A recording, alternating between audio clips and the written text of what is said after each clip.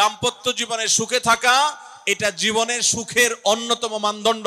যার দাম্পত্য জীবনে সুখী না, সে অনেক সম্পদশালী হতে পারে, অনেক প্রভাবশালী হতে পারে, অনেক পদের অধিকারী হতে পারে, অনেক বড় দায়িত্বশীল হতে পারেন, অনেক বড় নেতা হতে পারেন, অনেক বড় পরিচিত পপুলার মানুষ হতে পারেন, তিনি সুখী না।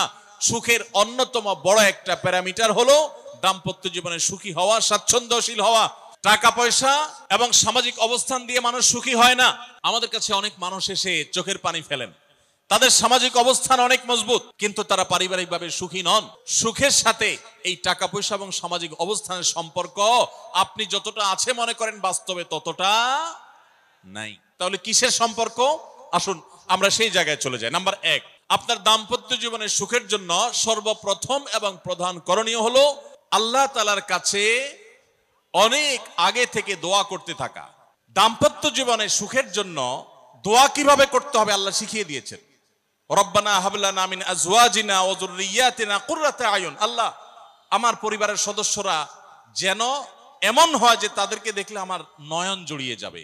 ওয়াজআলনা লিল মুত্তাকিনা ইমামা। আর আমাদের সবাইকে, গোটা পরিবারকে আপনি মুত্তাকিদের ইমাম বানায় দেন, সৎ মানুষ বানায় দেন। কারণ সৎ যদি না হয়, আল্লাহ ভীরু যদি না হয়, তাহলে কখনো তাদের মাধ্যমে আপনি সুখ শান্তি পেতে পারেন না। তাহলে প্রথম করণীয় দাম্পত্য জীবনের সুখের জন্য, সুখী দাম্পত্যের জন্য আল্লাহর কাছে দোয়া করতে থাকে। সূরা ফুরকানের ৭৪ নম্বর আয়াত, এর পাশাপাশি আরো যত আয়াত আছে, অথবা সাধারণভাবে আপনি আল্লাহর কাছে, আল্লাহ আমি ভালো সঙ্গী যেন পাই সেজন্য দোয়া করতে থাকবো। আল্লাহ আমাদেরকে তৌফিক দান করুন। দাম্পত্য জীবনের সুখের জন্য দ্বিতীয় গুরুত্বপূর্ণ বিষয় হলো জীবন সঙ্গীর সঙ্গে নির্বাচন করার ক্ষেত্রে অন্য যাই থাকুক আর না থাকুক, ধার্মিকতা আছে কিনা এটা দেখতে হবে। এটা যদি দেখেন তাহলে সেক্ষেত্রে ইনশাআল্লাহ আপনি সুখী হবেন। এখানে মুশকিল হলো আজকাল মেয়েদের বোরকা পরলেই মনে করা হয় ধার্মিক, ছেলেরা নামাজ পড়তেছে মনে করা হয় ধার্মিক।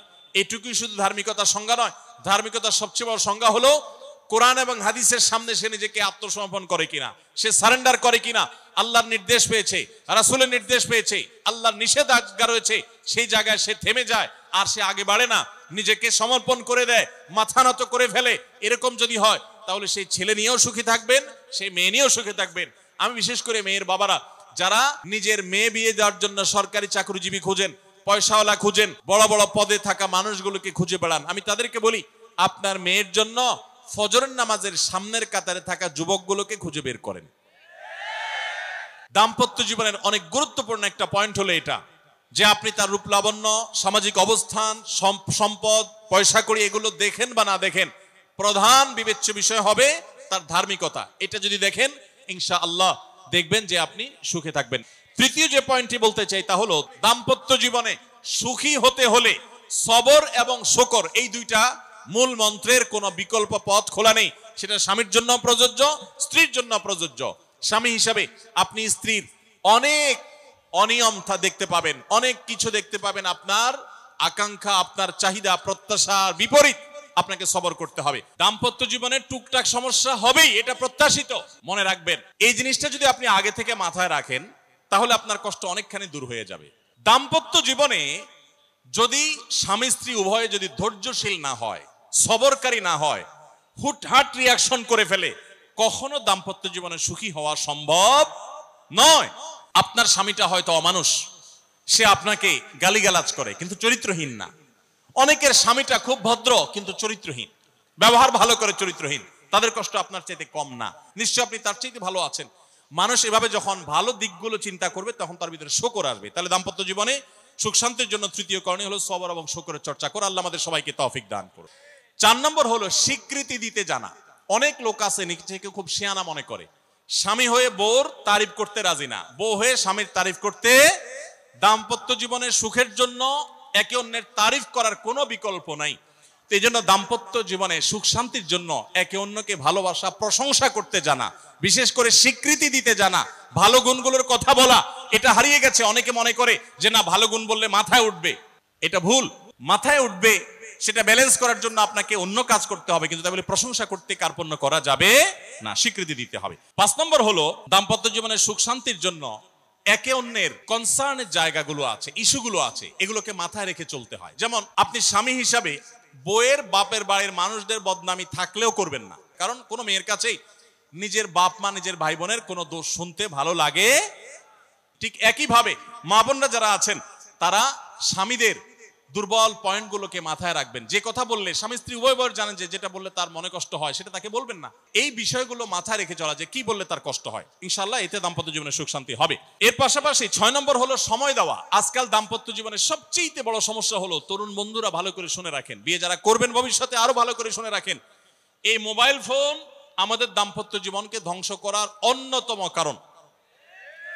অতএব আল্লাহর ওয়াস্তে মোবাইলগুলোকে নিয়ন্ত্রণ করেন, মোবাইলগুলোকে নিয়ন্ত্রণ করেন। বাসায় ঢোকার আগে মোবাইলের গলা চিপে বন্ধ করেন, এরোপ্লেন মুড করেন, ফ্যামিলিকে একান্তে কিছু সময় দেন। যত অশান্তি এবং যত ঝগড়া, যত ভুল বোঝাবুঝি আমাদের ফ্যামিলিগুলোতে হয়, এর অন্যতম প্রধান কারণ হলো এই মোবাইল এডিকশন, মোবাইল আসক্তি। স্বামী বলেন স্ত্রী বলেন উভয় একান্তে স্বামী স্ত্রী বাসা বাড়িতে তো অবস্থান যতদিন করবেন, ব্যবসা বাণিজ্য কাজ কাম আল্লাহর হস্তে, এগুলো সব জমা রেখে তারপর স্বামী স্ত্রী এক অন্যকে সময় দিবেন, ইনশাআল্লাহ দাম্পত্য জীবনের সুখ শান্তি আসবে।